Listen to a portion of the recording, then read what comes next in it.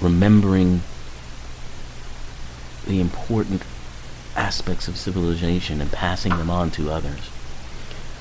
Aristotle felt that would be lost, and that indeed our memories would falter, and we would replace that with words that would not be as powerful as the images that could be conveyed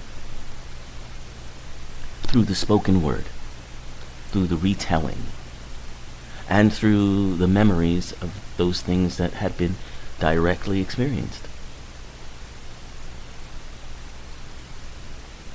And you can see where there could be concern about that, and indeed, there's a distancing from concepts, ideas, and stories when they're written down. They become once further removed from the immediacy of them or the visceralness of them.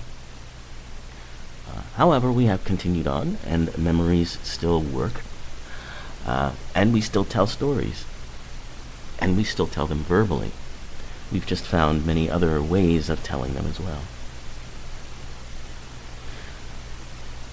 So it's how we deal with disconnectedness, how we remind ourselves about it, that helps us to heal. So we're going to finish up with our winter wellness topics here. We got waylaid last week due to Valentine's Day, but we did talk about heart health. And just for more information about this show and where we're going to be going for, probably the next couple of months, the feedback I've gotten from listeners has shown me some areas of interest that people want to hear more about. And one particular area of interest was our discussion on predictions in the various areas of our world.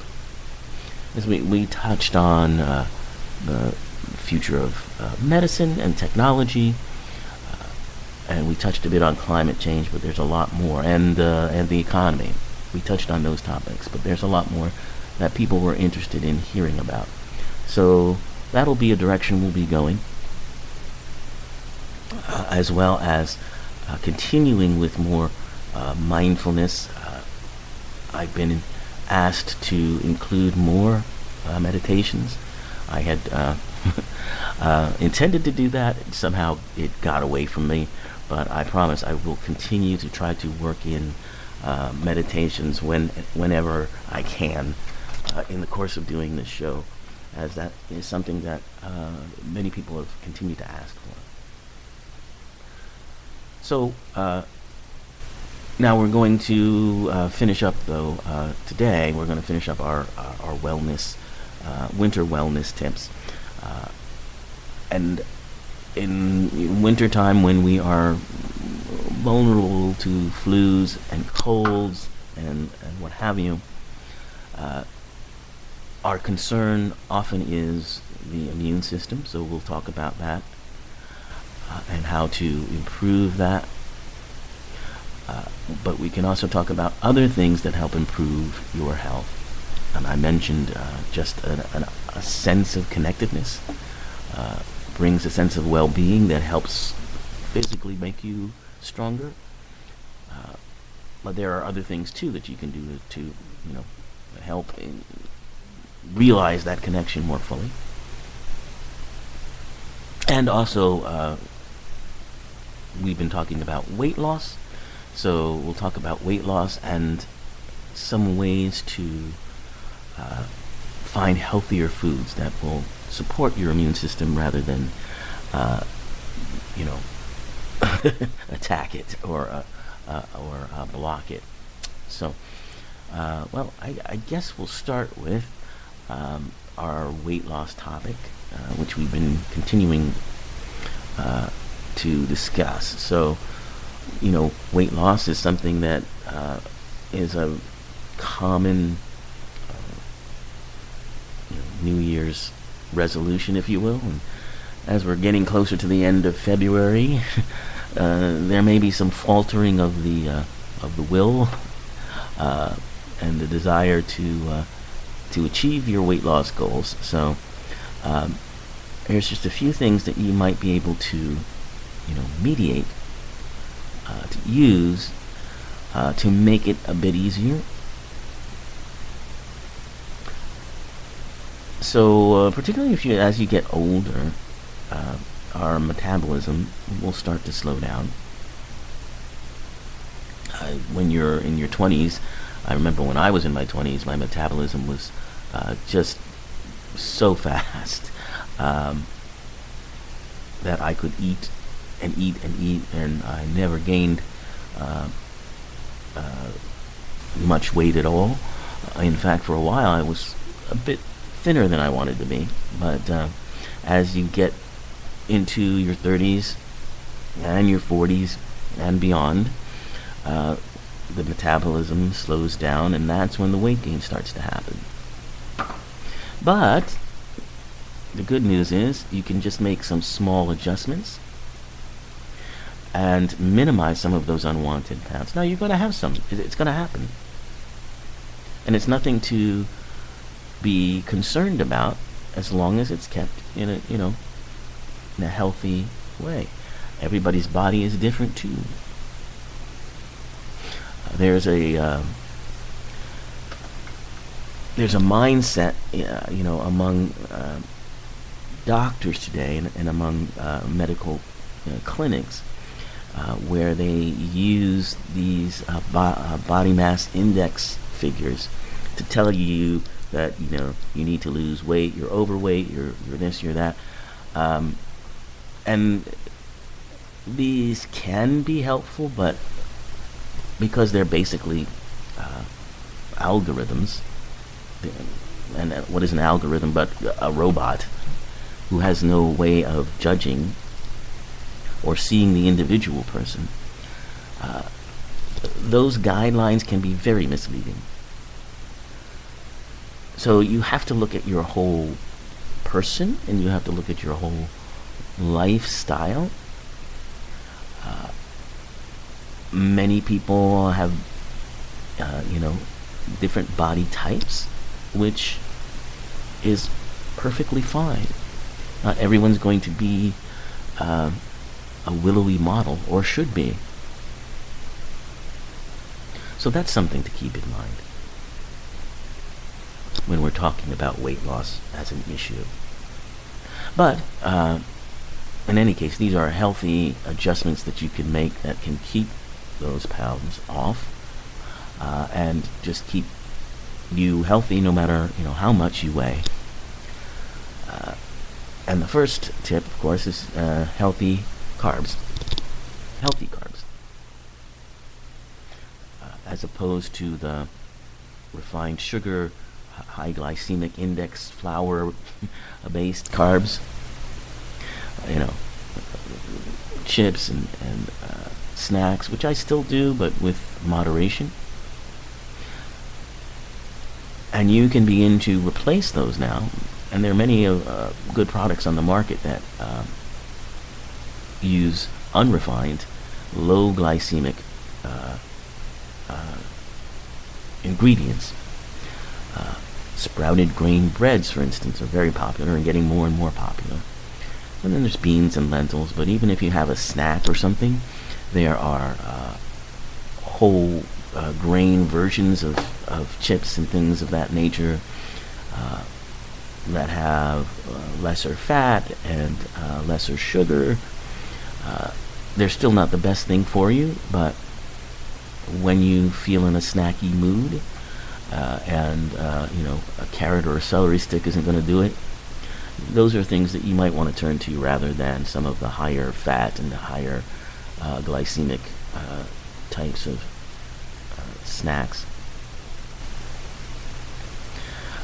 because they will reduce spikes in your blood glucose. And when you have spikes in your blood glucose level, that can encourage fat storage. So that's something that I'm very focused on, because I've had severe spikes in my blood sugar levels that I'm trying to keep under control, because those spikes are dangerous in many, many ways. For me, it's affected my eyesight. And so that's something I have to really be very aware of. Well, let's go on to the next tip here for your weight loss, and that is the use of spices such as black pepper, ginger, and chili peppers. They can boost heat in the body because they're super spicy. And when you boost that heat in the body, you burn more calories. So use pepper and ginger in some of your foods if you can stand the spiciness. Of course, you have to, modulate to your taste, but the more heat you have or can generate in your body, the more calories you're going to burn. Another tip is drinking green tea, if you can stand it, because the ingredients in green tea, something called EGCG, epigallocatechin galate. I think I pronounced that correctly. I hope so. But EGCG is what it's known as. It's an antioxidant, and it stimulates the body to help burn calories. So, if you're a coffee drinker, maybe replace 1 or 2 cups. If you have, several cups of coffee during the day, maybe replace 1 or 2 of them with green tea instead.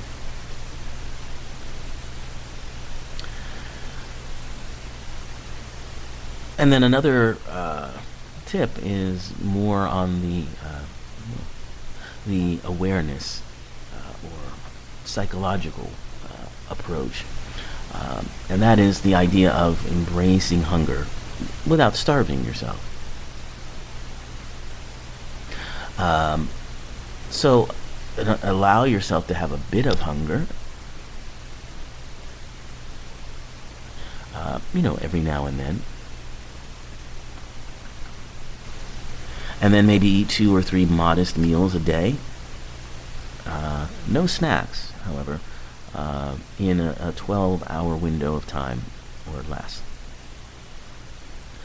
Like, for instance, between 7 a.m. and 5 p.m., you can eat your meals. Not low-calorie meals.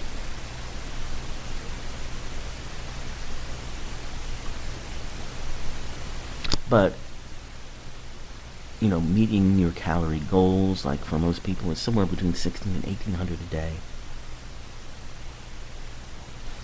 But if you eat lower calories, that can have an impact on your metabolism. So, having a little bit of hunger is not bad. There's been an idea out there that eating smaller meals can boost the metabolism, like 5 or 6 small meals within a day. But apparently there's new research on that, which is indicating that probably is not true. So the latest is having that slight hunger and eating 2 to 3 modest meals a day with no snacks, and again within a 12-hour window of time, which was the way we were doing it before anyway. At least I was. And of course, physical exercise. Nothing beats that. I'm a big yoga fan, but if you don't like yoga, riding a bike can be fine. Or if you want to lift weights, you got a gym nearby, you can do that. That's often difficult for many people to do. We know the struggles people go through getting to the gym. But so those are things that can help you boost your metabolism, and once the metabolism is boosted, that is